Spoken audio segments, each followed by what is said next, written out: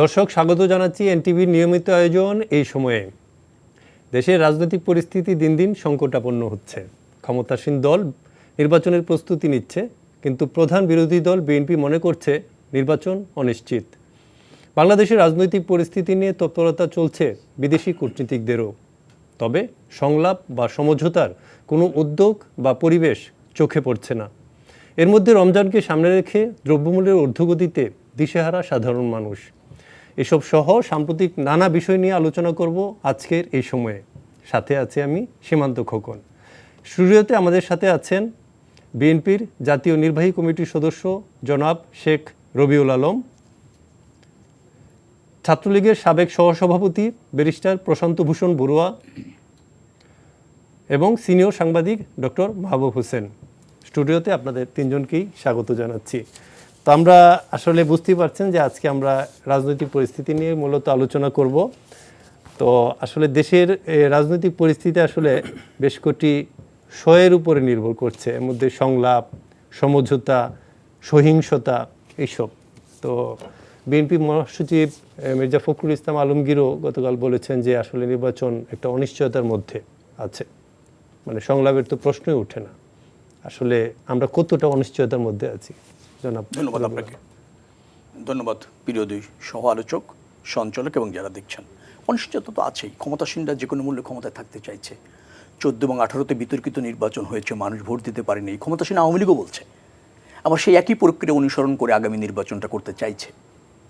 তো সংকট, রাজনৈতিক দলগুলির সমান সুযোগ নিশ্চিত হয় নাই, জনগণের ভোটাধিকার প্রয়োগের একটা অবাধ সুযোগ সৃষ্টি হয় নাই, জনগণ যেখানে ভোট বিমুখ হয়েছে এবং নির্বাচন কমিশন অসহায় হয়েছে নির্বাচন ব্যবস্থাপনার ক্ষেত্রে।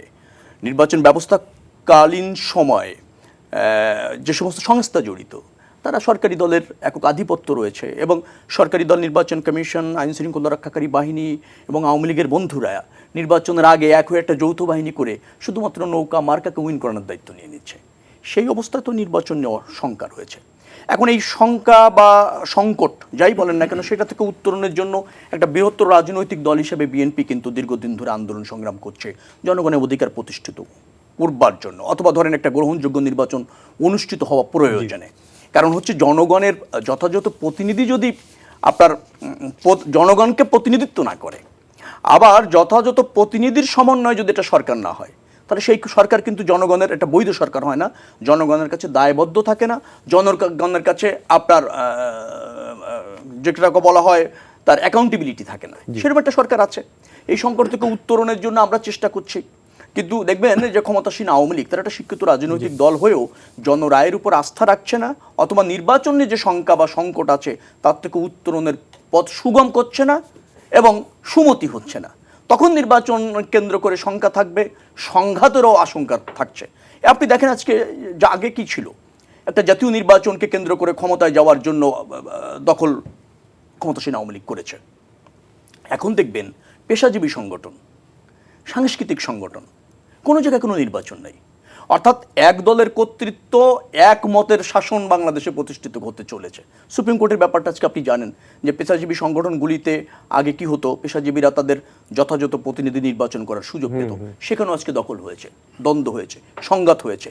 আবার ভিন্ন দল বা নীল প্যানেল যারা আছে সেখানকার সিনিয়র আইনজীবীরা আহত হয়েছে, সাংবাদিকরা আহত হয়েছে, পুলিশ নির্দয়ভাবে সেখানে তাদের দায়িত্ব পালনের বিপরীতে আমি বলবো যে ক্ষমতাসীন দলের পারপাস সার্ভ করেছে সেখানে বল প্রয়োগ করে। আবার দেখবেন সেখানে একটা মামলা হয়েছে, সেখানে যারা আহত হয়েছে তারাই আসামি, সাংবাদিকরা আহত হয়েছে। আবার 12 জন সিনিয়র নেতাকে আসামি করা হয়েছে, শতাধিক অজ্ঞাত করা হয়েছে। কিন্তু দ্বন্দ্ব সংঘাত হলো, আমি ধরে নিলাম দ্বন্দ্ব সংঘাত হয়েছে, সরকারি দলের কোনো সমর্থিত আইনজীবী সেখানে আসামি হয়েছে। এই একই চিত্র আমরা যখন আন্দোলন সংগ্রাম করছি, সরকারি দল দেখবেন সেখানে আক্রমণ করছে, আমরা নিহত হচ্ছি, আহত হচ্ছি, আবার মামলার আসামি হচ্ছি। এই যে এক দলের যে আধিপত্য, কর্তৃত্ব, মানে অর্থাৎ ফ্যাসিজম যেভাবে প্রতিষ্ঠিত হচ্ছে, সেটা শঙ্কার রাষ্ট্রের এবং জনগণের জন্য। তার থেকে উত্তরণের চেষ্টা রাজনৈতিক দল হিসেবে আমাদের আছে এবং সেইটা আমরা চেষ্টা করছি। আপনাকে একটু বলে রাখি, দেখেন আজকে এফবিসিসিআই, বিজিএমইএ, বিকেএমইএ কোনো জায়গায় কোথাও নির্বাচন নেই, একটি প্যানেল এবং সেই প্যানেল উনি। কিছুদিন আগে ঢাকা বারের নির্বাচন হয়েছে আইনজীবী সমিতির, সেখানেও দেখবেন সরকারি দল উইন, অন্যকে ভোট দেওয়ার সুযোগ নেই, ভোট দিতে গেলে বের করে দেওয়া হচ্ছে। জাতীয় নির্বাচনগুলির যে চিত্র ছিল পেশাজীবী সংগঠনের নির্বাচনে, সেই একই চিত্র আমরা নতুন করে দেখতে পাচ্ছি। অর্থাৎ সরকারি দল শুধু ক্ষমতায় চায় না, তাদের আদর্শ, তাদের মতামত জোর করে সব শ্রেণী পেশার মানুষের উপর প্রতিষ্ঠিত করতে চাচ্ছে। এটা কিন্তু রাষ্ট্রের জন্য খুবই ভয়ঙ্কর একটা চিত্র। আচ্ছা, ব্যারিস্টার প্রশান্ত ভূষণ বড়ুয়া, তো আমরা যদি বলি যে গতকাল প্রধান নির্বাচন কমিশনারও বলেছেন যে লাস্ট ইয়ার জাতীয় নির্বাচন হয়েছে, এটা আসলে বিতর্কিত। উনি জনগণের রেফারেন্স নিয়ে কথা বলেছেন, এমন বলেছেন যে এটির স্বচ্ছতা যে ঘাটতি ছিল কিংবা এটা, তো এটা এই অবস্থাটাই আসলে আমরা সামনে নির্বাচন নিয়ে কতটা কি ভাবতে পারি? দুঃখজনক এবং দুর্ভাগ্যজনক, কারণ পেশাজীবীদের নির্বাচনে পরস্পরকে শারীরিক নিগ্রহ করার এই উদাহরণ আজকে বিএনপি সৃষ্টি করেছে সুপ্রিম কোর্ট বারে। সিনিয়র আইনজীবীদেরকে বহিরাগতদের নিয়ে এসে শারীরিকভাবে আক্রমণ করেছে।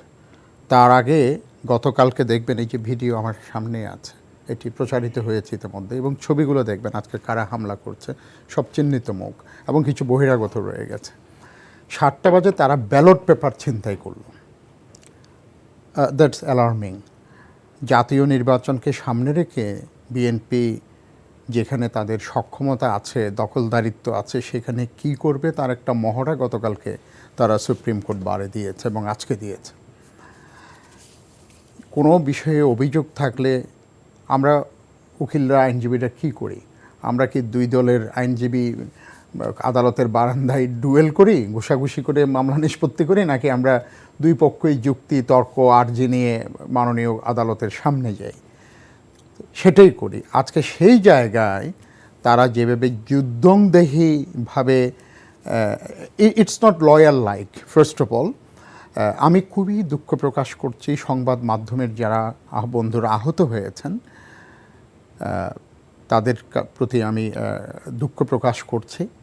এবং আপনি মনে করেন এই যে ধাক্কাধাক্কিতে এটা কি এক পক্ষেই হয়েছে? অ্যাবসলিউটলি। এটি দেখেন, একজন আইনজীবী হিসেবে আমি আমাকেও দায়ী মনে করি মোরালি, বাট কাজটা করলো কে? যিনি করলেন তিনিও আইনজীবী। এটা কি একতরফা হয়েছে আপনি দাবি করেন? ইতিমধ্যে তো আমি দাবি করব কেন?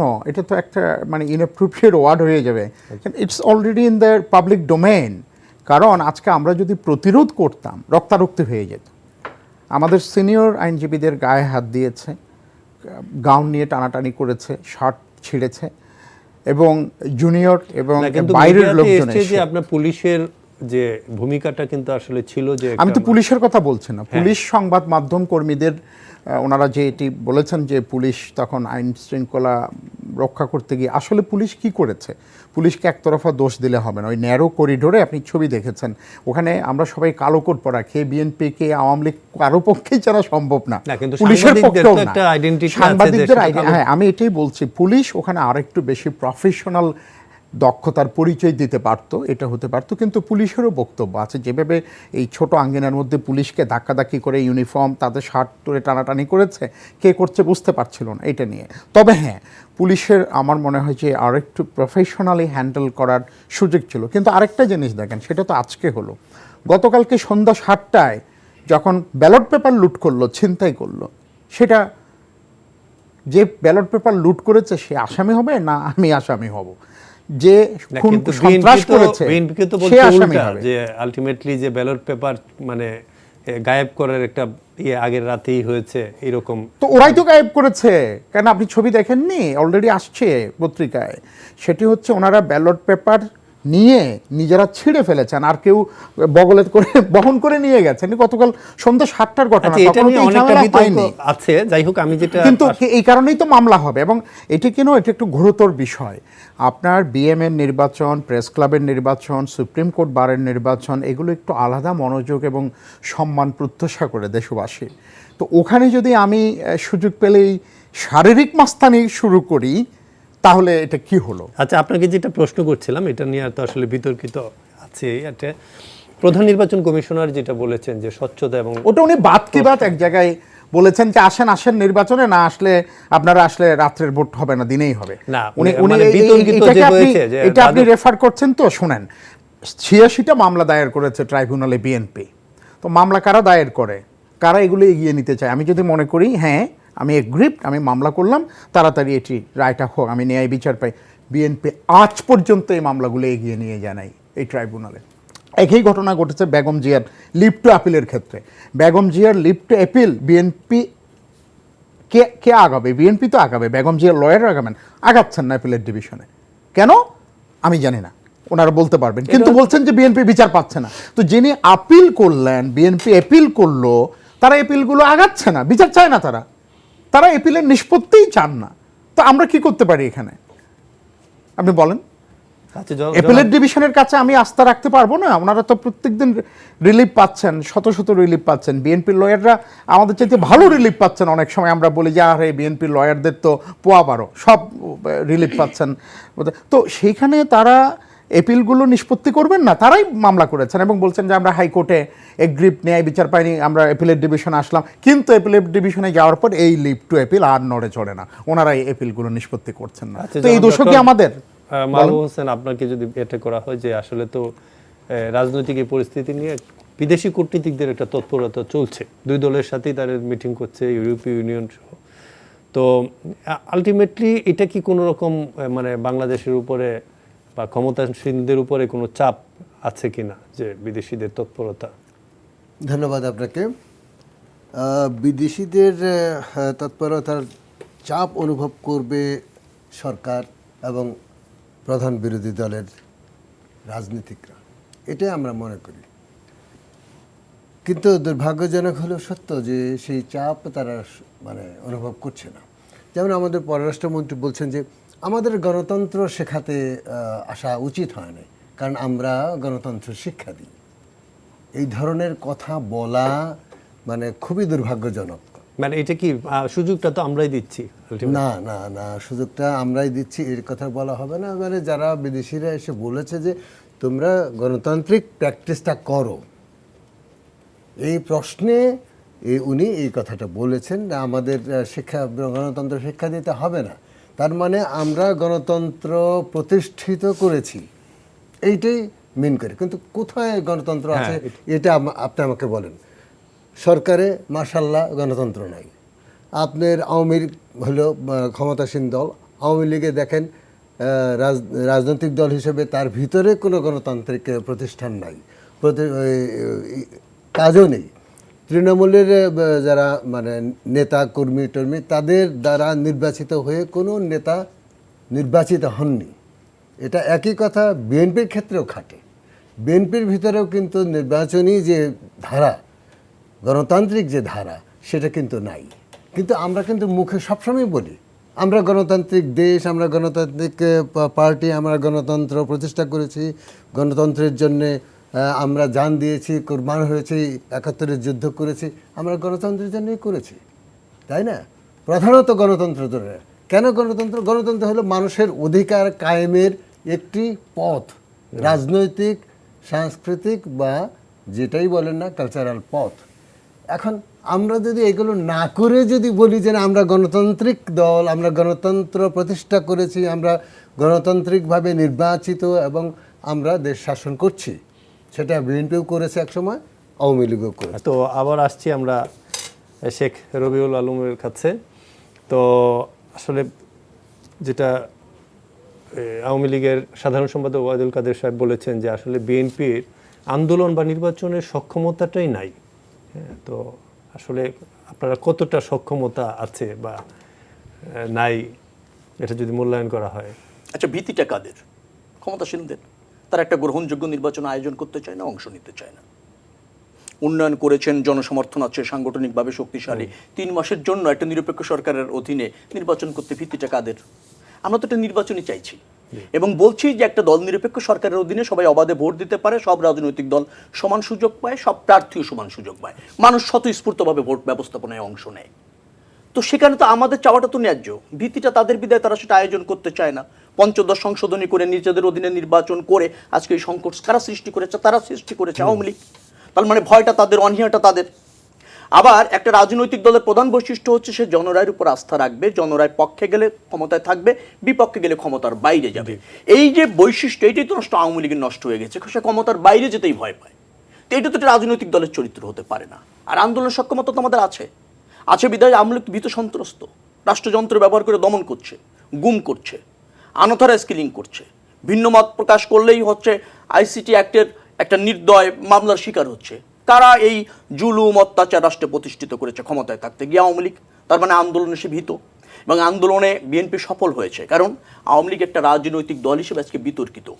আওয়ামী লীগের গর্বের জায়গাটা নষ্ট হয়ে গেছে। সে গণতন্ত্রে বিশ্বাস করে, এটা বাংলাদেশের কোনো মানুষ বিশ্বাস করে না।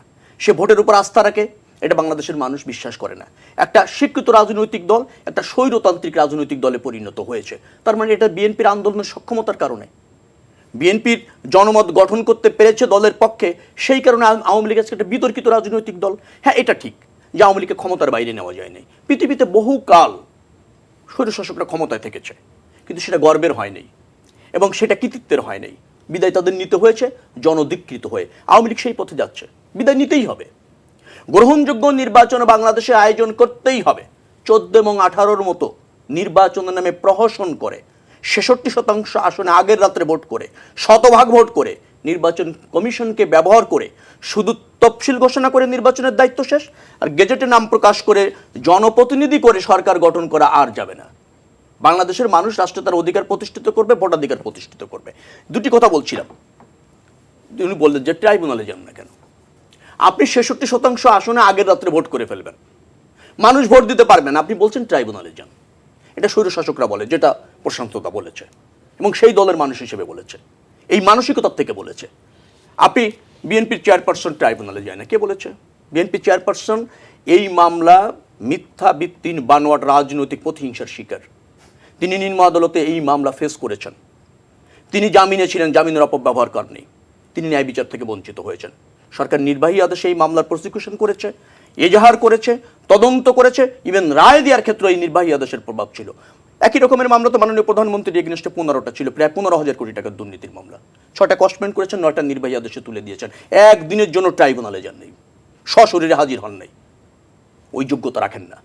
বেগম খালেদা জিয়া আইনের প্রতি আস্থা রেখেছে, কিন্তু আমি আবারও বলছি তিনি ন্যায় বিচার থেকে বঞ্চিত হয়েছেন, আইনের অধিকার থেকে বঞ্চিত হয়েছেন।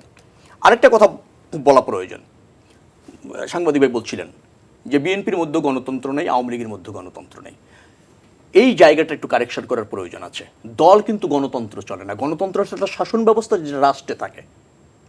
দল চলে মূলনীতি, ঘোষণাপত্র এবং গঠনতন্ত্র অনুসারে। নীতি নির্ধারণটা স্বচ্ছভাবে হচ্ছে কিনা, কাউন্সিলরদের কাছে দলের নীতি নির্ধারকরা দায়বদ্ধ আছেন কিনা, সেটাই হচ্ছে বিচার্য বিষয়। এবং যে ঘোষণাপত্র এবং মূলনীতি জনগণের কাছে আমরা উপস্থাপন করেছি, সেইটা অনুসারে দল চলছে কিনা, সেটা হলো বিপার্য বিষয়। আমার বিশ্বাস যে বিএনপি সেই নীতি অনুসরণ করে চলছে। গণতন্ত্র যেখানে নেই সেটা হচ্ছে রাষ্ট্রে জনগণের অবাধ অংশগ্রহণ।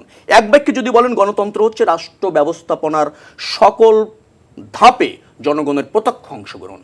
সেটা বন্ধ হয়েছে, তার ত্রুটি চেপে ধরেছে ক্ষমতালোভী আওয়ামী লীগ। সেটাই সংকট, তার থেকে উত্তরণের জন্য আমাদের চেষ্টা। আচ্ছা, ব্যারিস্টার প্রশান্ত ভূষণ বড়ুয়া, আপনাকে যদি বলি যে 5টি সিটি কর্পোরেশন নির্বাচনের তফসিল ঘোষণা করা হবে আগামী মাসে, এমনকি এপ্রিলে ইলেকশন।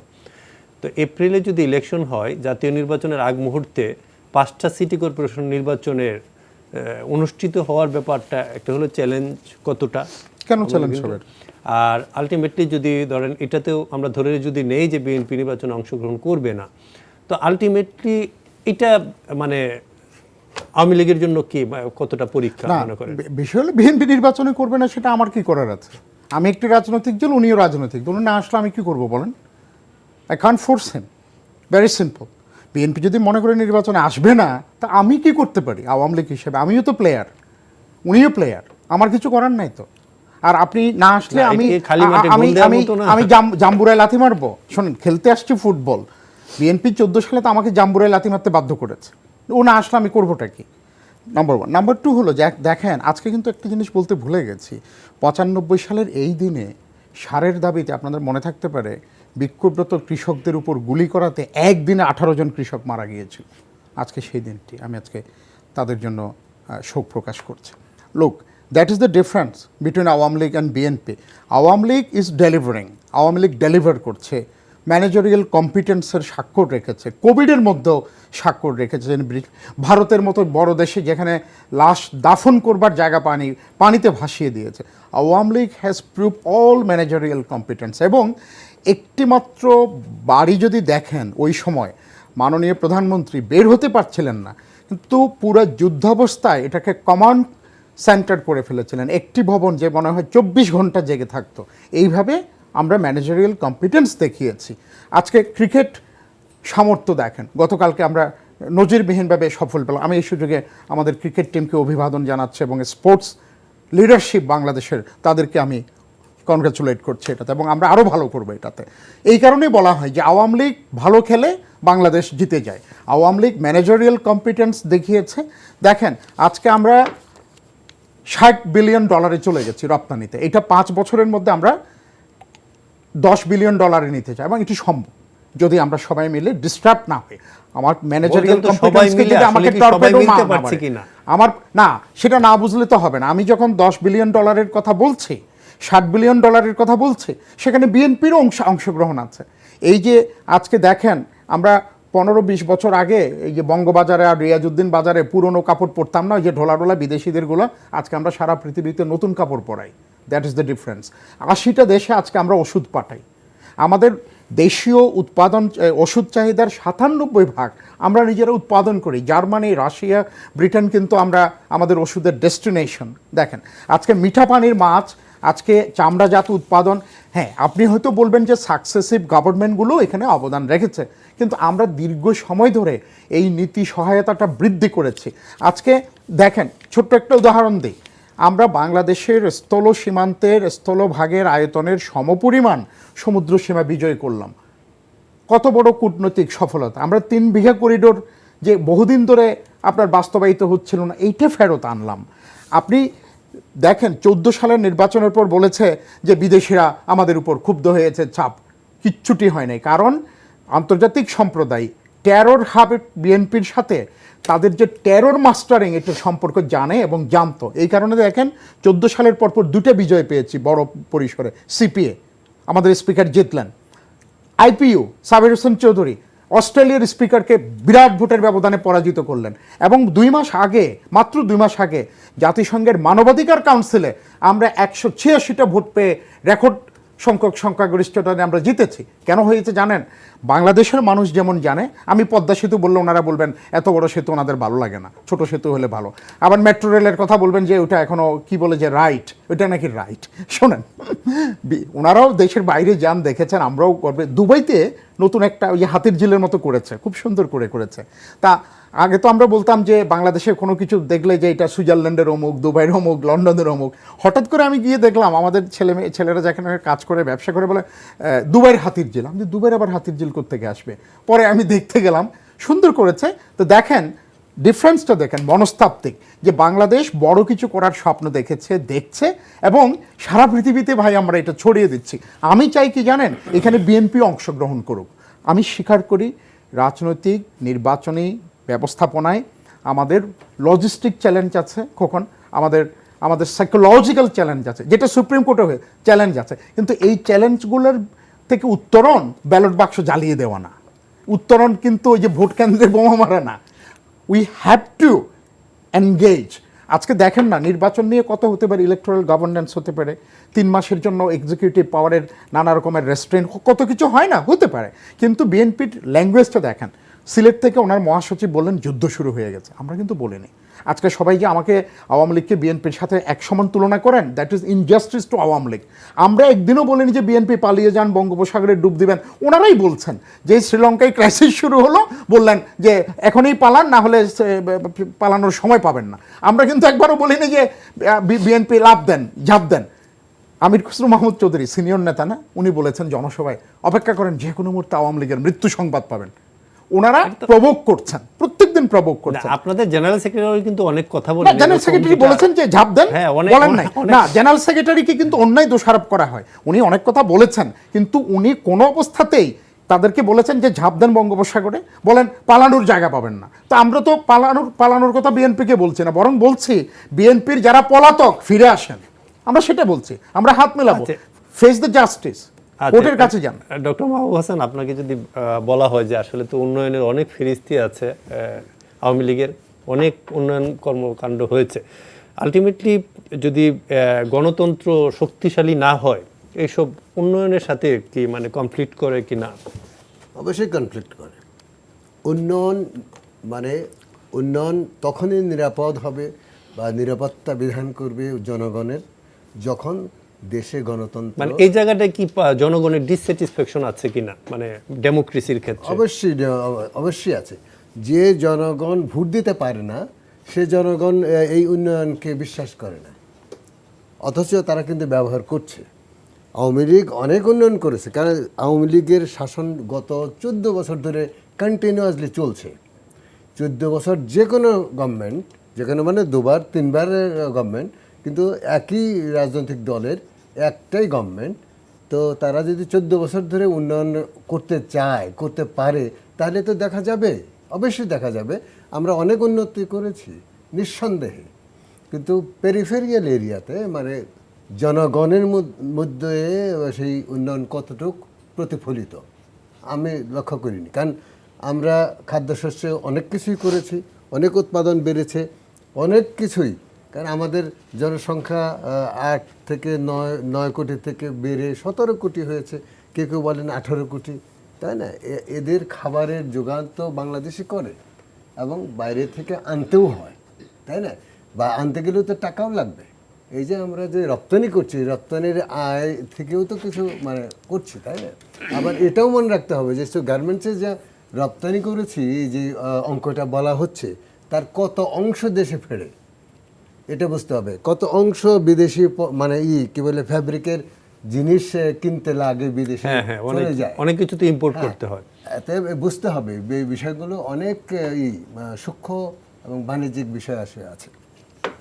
এগুলো নিয়ে তর্ক ঘন্টার বা ঘন্টা, দিনের পর দিন, মানে বছর পর বছর হতে পারে, কিন্তু যখন একটি সমাজে মানুষের কথা বলার রাইট, প্রতিবাদ করার রাইট, মানুষের মানে ভোট দেওয়ার রাইট যদি ঠিক না হয়, যদি নির্বিঘ্ন না হয়, নিরাপদ না হয়, মানুষ কিন্তু শান্তিতে থাকতে পারবে না। আচ্ছা, আপনি কি মনে করেন মানে এই সিচুয়েশনে আসলে মানে সলিউশন কি হতে পারে আলটিমেটলি?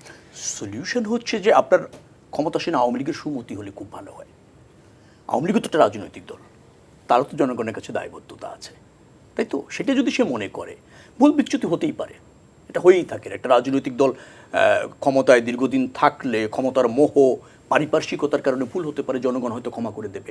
আমরা যারা বিরোধী দল ধরেন আছি, নিষ্পেষিত হয়েছি, নিগৃহীত হয়েছি, নির্যাতিত হয়েছি, আমরা হয়তো ভুলে যাব, কিন্তু রাজনৈতিক ট্র্যাকে আওয়ামী লীগের ফিরে আসা উচিত। আমরা একটা সৌহার্দ্যপূর্ণ রাজনৈতিক গণতান্ত্রিক পরিবেশ চাই, ভোটাধিকার চাই। মনে রাখা দরকার, ভোটাধিকার, গণতন্ত্র, মানবাধিকার এটা কোনো দেশের আভ্যন্তরীণ বিষয় না, ইন্টারন্যাশনাল কনসার্ন বিষয়। আমাদের সহযোগিতারা আছে, তারাও এই ব্যাপারে কনসার্ন। আমাদের দেশের মানুষের একটা ফান্ডামেন্টাল রাইট। সে জায়গায় ক্ষমতার মোহের কাছে আওয়ামী লীগ সব কিছু বিসর্জন দিচ্ছে, এটা রাজনৈতিক দল হিসেবে ঠিক করছে না। হয় তাকে সুমতি হতে হবে, আর না হলে তাকে দীর্ঘদিনের রাজনৈতিক ঝুঁকিতে পড়তে হবে। ইতিমধ্যে সে দীর্ঘদিনের রাজনৈতিক ঝুঁকিতে চলে গিয়েছে বলে আমার কাছে মনে হয়। তো আরেক প্রসঙ্গে আসছিল যে আন্তর্জাতিকভাবে ইউরোপীয় মানে ইন্টারন্যাশনাল পার্লামেন্ট ইউনিয়নের সভাপতি হয়েছিলেন, খুব গর্বের কথা। কেন আমাদের সময় সাধারণ পরিষদের সভাপতি হইনি? আমরা জাতিসংঘের নিরাপত্তা পরিষদের অস্থায়ী সদস্য হয়নি, আমরা ওআইসি নেতৃত্ব দেয়নি, আমরা ইরাকের যুদ্ধের যখন কনফ্লিক্ট হয় সেই তার মানে আরবিট্রেটর হিসেবে কাজ করিনি বিএনপি সরকারের আমলে, আল-কুদস কমিটির নেতৃত্ব দেয়নি, ফিলিস্তিনি সমস্যা নিয়ে বিএনপি। আন্তর্জাতিক পর্যায়ে বিএনপি বাংলাদেশের ভাবমূর্তি উজ্জ্বল করেছে। আপনারা স্যাংশন নিয়ে আসছেন আইন শৃঙ্খলা রক্ষাকারী বাহিনীকে নির্দয়ভাবে ক্ষমতায় থাকার হাতিয়ার হিসেবে ব্যবহার করার জন্য। পার্শ্ববর্তী রাষ্ট্র গিয়ে বলছেন শেখ হাসিনা সরকারকে বাঁচিয়ে রাখেন, প্লিজ বাঁচিয়ে রাখেন, বাঁচিয়ে রাখেন, বাঁচিয়ে রাখেন। কারা করে এটা? যারা জনগণ কর্তৃক প্রত্যাখ্যিত হয়, সেই সংগঠন আওয়ামী লীগের। সমস্যাটা ওই জায়গায়। উন্নয়নের কথা অনেকগুলি বলে দিলেন, আমার কাছে যদি সূচক বলেন আমি তো দেখছি না। সারা পৃথিবীতে 43টি রাষ্ট্র হচ্ছে স্বল্পোন্নত রাষ্ট্র, তার মধ্যে এশিয়ার মধ্যে 9টা, তার মধ্যে তো আমরা আছি এখনো। 16 বছর তো উন্নয়নের গল্প শোনাচ্ছেন, 26-এ নাকি কনসিডারেশন করা হবে যে আমরা উন্নয়নশীল হলাম কি হলাম না। তার আগেই বলে আসছেন উন্নয়নশীল হলো, সহযোগিতাটা অব্যাহত রাখেন, তাই তো? 50 বিলিয়ন রপ্তানির কথা বলছেন। আপনি যদি ভালো কথাটা বলেছিলেন যে আপনি যদি রপ্তানির বিপরীতে আমদানিটা ধরেন, মানে রপ্তানি পণ্য তৈরি করে যদি রপ্তানি করতে হয়, তার বিপরীতে যে আমদানিটা আছে সেটাও যদি ধরেন, আর রপ্তানির কৃত অর্থ যদি ফিরে আনা বলেন, সেখানে তো শূন্য প্রায়, সেখানে তো আপনি ঘাটতি আছে। আপনি বৈদেশিক মুদ্রার উপার্জন আর বৈদেশিক মুদ্রার ব্যয়, সেটা দেখলে ঘাটতি, রিজার্ভের উপর চাপ পড়ছে। প্রায় আপনার বছরে যদি যান কত হবে, 12 থেকে 14 বিলিয়ন ডলারের একটা ঘাটতি আছে। কোনো অবস্থাতে আমদানি আর রেমিটেন্স, আপনার রপ্তানি আর রেমিটেন্স মিলে 7 বিলিয়ন ডলার বেশি হচ্ছে না। 7 বিলিয়ন ডলার আমদানি করতে গেলে 8.5 billion dollar, 1.5 billion 2 billion dollar ঘাটতি হচ্ছে প্রত্যেক মাসে। সে কথা তো বলছেন না। আচ্ছা, কোনো কিছু প্রসন্ন দা, হচ্ছে হ্যাঁ, না। আমি কেন বলছি কিন্তু শোনেন, একটা উদাহরণ দিই, উনি বললেন এটি, তো প্রসন্ন যেটা ভাই, আপনি যেটা যেটা আলোচনা বলছিলেন, করছিলেন। দেখেন যে রবিউল ভাই যেটা বললেন এটি কতখানি ভ্রান্তি। কারণ ইকোনমিস্ট ইন্টেলিজেন্স ইউনিটের যে গণতন্ত্র সূচক, সেখানে আমরা 2 ধাপ এগিয়েছি এবছর। ফ্রিডম হাউসের সূচকেও 1 ধাপ এগিয়েছি। আজকে আমি স্বীকার করছি, আমি জানছি যে বিএনপির মতো একটি দল যদি অংশগ্রহণ না করে, ধরেন এই টক শোতে আমি আর মাহবুব ভাই কথা বলছি, ইমব্যালেন্স থাকে, রবি ভাই নাই, কিন্তু রবি ভাই যদি এখানে এসে যে দরজার থেকে না ঢুকে, আমরা 2 জন কী করতে পারতাম, সেটি হয়েছে আসলে। বাট আমরা চাই যে আইডিয়ালি আমরা 3 জনেই শোটা করি, ইলেকশনও কিন্তু তাই।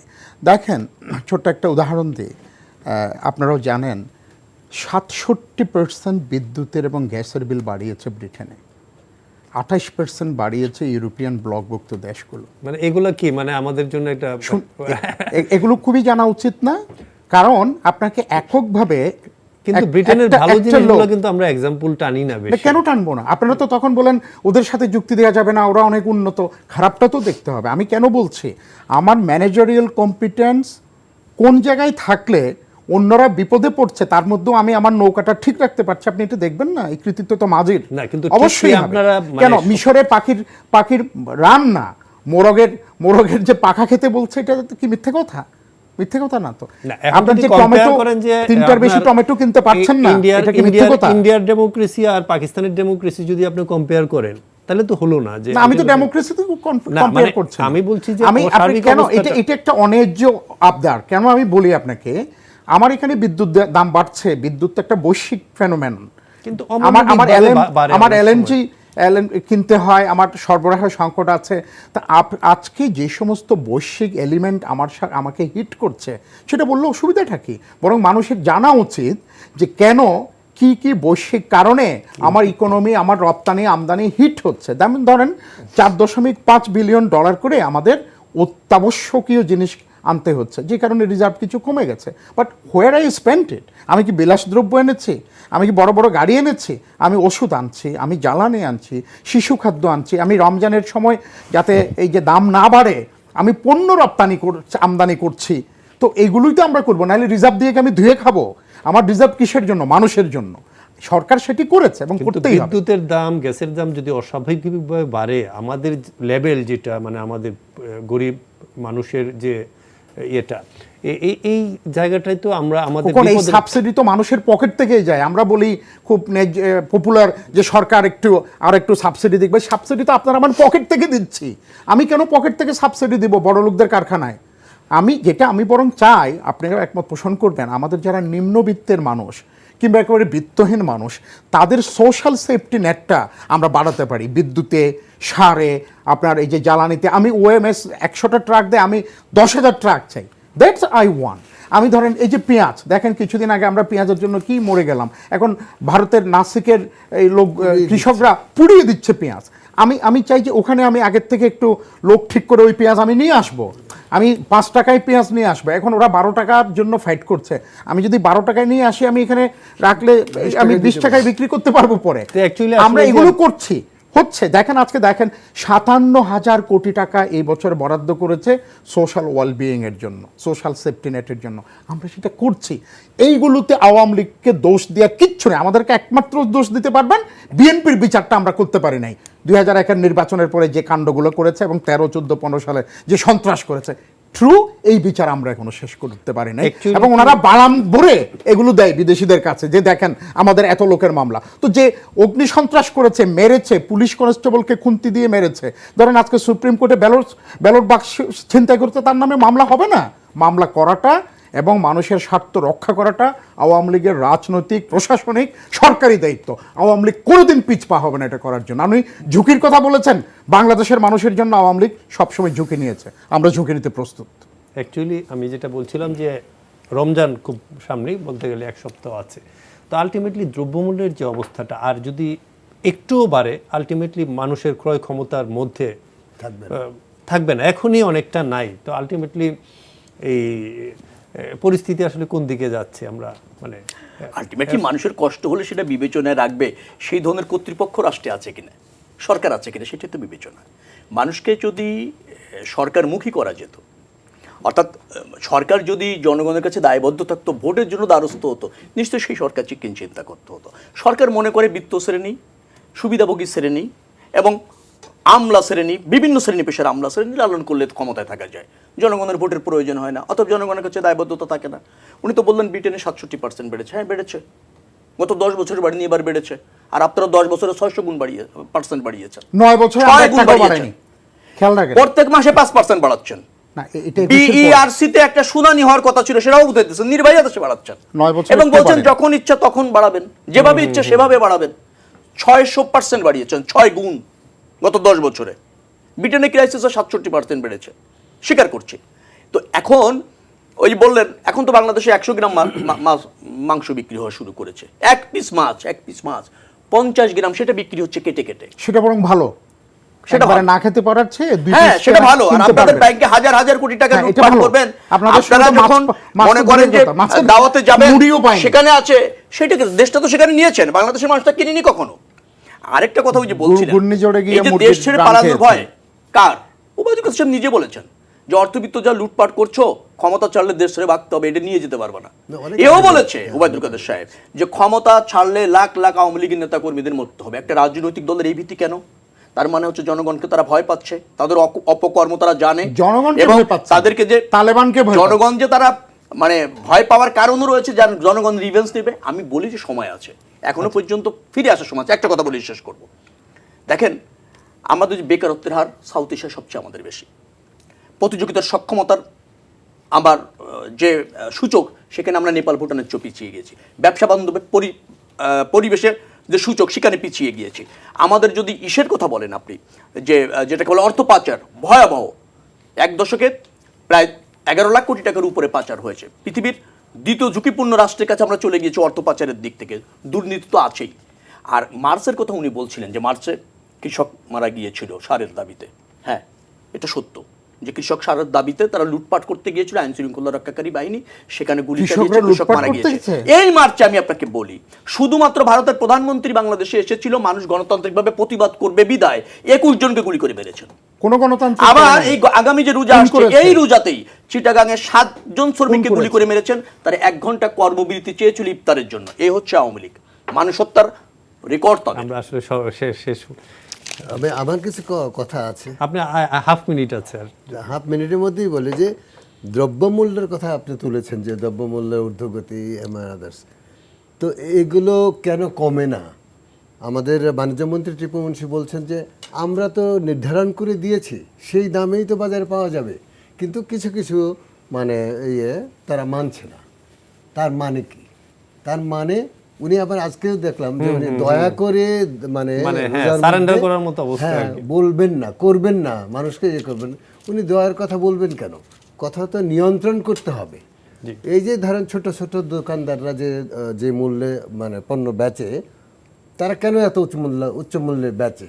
তার কারণ হলো তিনি কিনেন তো বেশি মূল্যে, যারা এটা আনেন এবং যারা এটা আড়তদার, তারা উচ্চ মূল্য কেন বিক্রি করেন? তাদেরকে নিয়ন্ত্রণ করতে পারবে। তার মানে মূল সিন্ডিকেট যারা, তাদেরকে ধরেন, কারণ তাদের ধরতে পারবে না। এই জন্য যে টিপু মুন্সি নিজে হলেন ব্যবসায়ী এবং ওনাদের চারপাশে যারা আছে তারা ব্যবসায়ী, তাদেরকে নিয়ন্ত্রণ করা তাদের পক্ষে, ওনার পক্ষে সম্ভব। উনি 30 বছর ধরে আওয়ামী লীগের সভাপতি গুলশান থানার, তাতে কি তারপরে উনি রাজনীতিবিদ হবেন না? ধন্যবাদ আপনাদের 3 জনকে স্টুডিওতে আসার জন্য। আমাদের সময় শেষ হয়ে এসেছে। দর্শক, এই ছিল আমাদের আজকের এই সময়ের আয়োজনে। আপনারা ভালো থাকুন, সুস্থ থাকুন, এই প্রত্যাশায় বিদায় নিচ্ছি। শুভরাত্রি।